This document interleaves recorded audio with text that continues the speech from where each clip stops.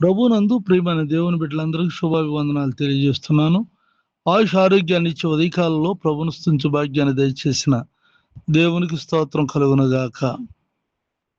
ప్రభు నమ్మదగిన వాడు, ఆయన మిమ్మును స్థిరపరిచి దుష్టత్వం నుండి కాపాడును.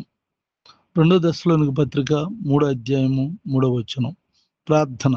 కృపగలిగిన మా తండ్రి, దయగలిగిన ప్రభా, నువ్వు నమ్మదగిన దేవుడవు గనుక ప్రతి వారికి నాయన నిండారుల దీవెన దయచేయండి. ప్రతి వారిని నాయన దుష్టత్వం నుండి కాపాడండి, మేలుతో నింపండి.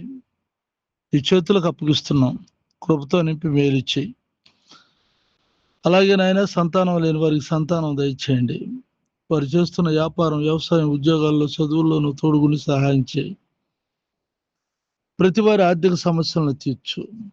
నెమ్మది లేని వారికి నెమ్మదిని దయచేయండి. అనారోగ్యంలో ఉన్న వారికి ఆరోగ్యం దయచేయండి.